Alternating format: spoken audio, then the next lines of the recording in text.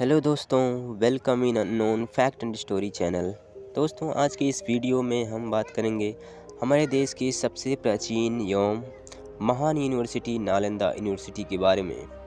दोस्तों, हम नालंदा यूनिवर्सिटी के विषय वस्तु एवं इतिहास को निम्न शीर्षकों के अंतर्गत देखेंगे। तो चलिए स्टार्ट करते हैं नंबर 1 से।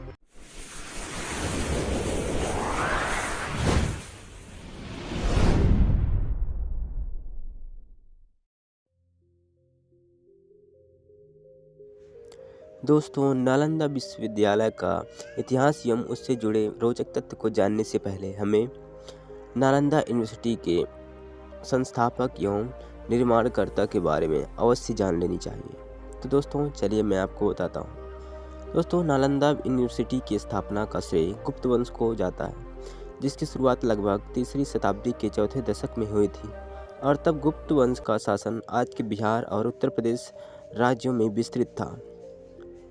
इस गुप्त वंश के प्रथम शासक चंद्रगुप्त प्रथम हुए एवं इनके उपरांत इनके पुत्र समुद्रगुप्त ने अपने गुप्त वंश एवं साम्राज्य का विस्तार किया। गुप्त वंश के कई शासक के उपरांत कुमारगुप्त गुप्त वंश के शासक बने। इनके राज्य की राजधानी पाटलिपुत्र थी, जो आज पटना के नाम से जानी जाती है, और कुछ कुमारगुप्त ने ही नालंदा विश्वविद्यालय की स्थापना किए थे और विश्वविद्यालय का नाम नालंदा रखा, जिसका संधि विच्छेद करने पर अर्थ होता है नालमदा। नालम का मतलब कमल होता है और कमल ज्ञान का प्रतीक होता है, और इस तरह विश्वविद्यालय का नाम नालंदा विश्वविद्यालय पड़ गया। दोस्तों, नालंदा विश्वविद्यालय पूरे संसार का सबसे पहला आवासीय विश्वविद्यालय था, जिसमें 10,000 से भी ज़्यादा विद्यार्थियों और 2,000 आचार्यों के रहने एवं पढ़ने पढ़ाने की व्यवस्था थी। आज वर्तमान समय में इसके प्राचीन भग्नावशेष इसके विशालता एवं भव्यता की पुष्टि करते हैं। दोस्तों, इस विश्वविद्यालय में बौद्ध धर्म की प्रधानता थी, लेकिन यहाँ पर वेद, वेदांग, पुराण आदि का भी विशेष अध्यापन कराया जाता था। दोस्तों, नालंदा विश्वविद्यालय की विशेषता एवं भव्यता का वर्णन चीनी यात्री फेनसांग और इत्सिंग ने अपनी यात्रा वृत्तांत एवं लेखों में किया है।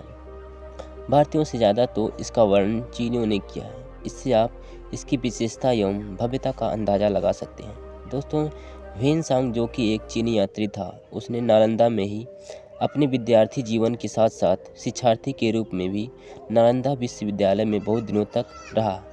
उसके लेखों से पता चलता है कि नालंदा विश्वविद्यालय में रहने, खाने एवं पढ़ने की उचित व्यवस्था थी। दोस्तों, नालंदा विश्वविद्यालय की शिक्षा व्यवस्था बहुत ही उत्तम एवं सुदृढ़ थी, जिसको आप इस तरह समझ सकते हैं कि जिस भी विद्यार्थी को नालंदा विश्वविद्यालय में पढ़ना होता था, उसे संस्कृत में प्रवीण होना पड़ता था, क्योंकि वहाँ की भाषा संस्कृत थी और संस्कृत में ही अध्ययन एवं अध्यापन कराया जाता था। इसके साथ ही विद्यार्थी को विश्वविद्यालय में प्रवेश लेने के लिए कई परीक्षाओं एवं साक्षात्कार को उत्तीर्ण करना पड़ता था। नालंदा विश्वविद्यालय के सुदृढ़ एवं व्यवस्थित शिक्षा पद्धति के कारण ही देश विदेश के विद्यार्थी यहाँ पढ़ने आते थे।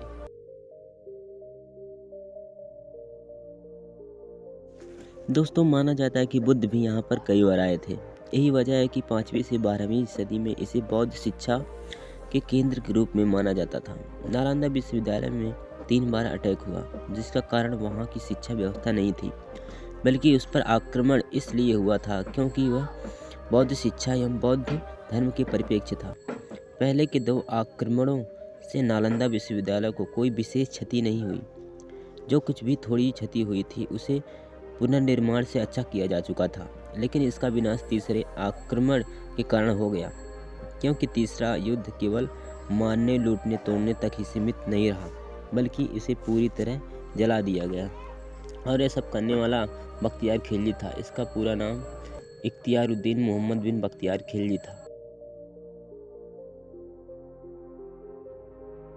दोस्तों, बख्तियार खिलजी एक तुर्क अफगान सैन्य जनरल था, जिसने अपने क्रूरता भरे आक्रमणों से बंगाल बिहार के पूर्वी भारतीय क्षेत्रों में मुस्लिम विजय का नेतृत्व किया था और अपने आप को खुद वहां का शासक के रूप में स्थापित किया था। दोस्तों, बख्तियार खिलजी ने नालंदा यूनिवर्सिटी पर आक्रमण करने से पहले कई बौद्ध भिक्षुओं को पहले ही मार चुका था और शिक्षण संस्थानों को नष्ट कर चुका था।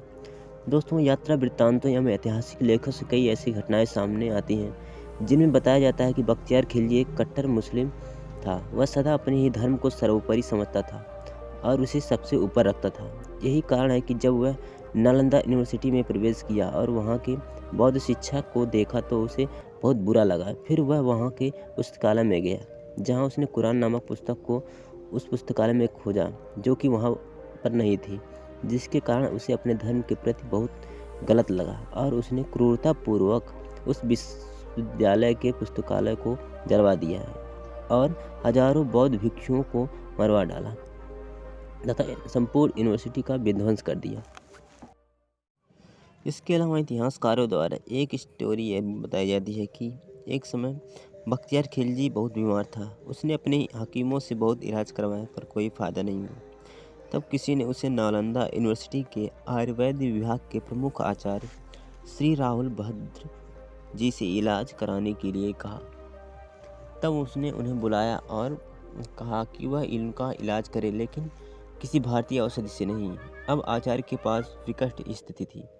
तब उन्होंने दिमाग लगाया और ऐसा औषधि रसायन तैयार किया जो रंगहीन था और उसे कुरान के पन्नों पर लेपित कर दिया। और जब दूसरे दिन बख्तियार खिलजी के पास गए तब उन्होंने कुरान के कुछ आयतों को उससे पढ़ने के लिए कहा जिसमें औषधि का लेप लगा हुआ था, और उसने ऐसा ही किया, जिससे पन्ने पलटते समय बार बार अंगुली द्वारा औषधि मुख में जाने से वह ठीक हो गया। लेकिन उसे इस बात पर खुशी नहीं हुई, बल्कि बहुत गुस्सा आया कि ऐसी गुप्त जानकारी कुरान के बारे में उसके हाकिमों एवं मौलवियों को क्यों नहीं है। इसलिए उसने गुस्से में आकर नालंदा यूनिवर्सिटी को जलवा दिया। वीडियो को अंत तक देखने के लिए धन्यवाद दोस्तों। इस वीडियो में बस इतना ही। मिलते हैं नेक्स्ट वीडियो में।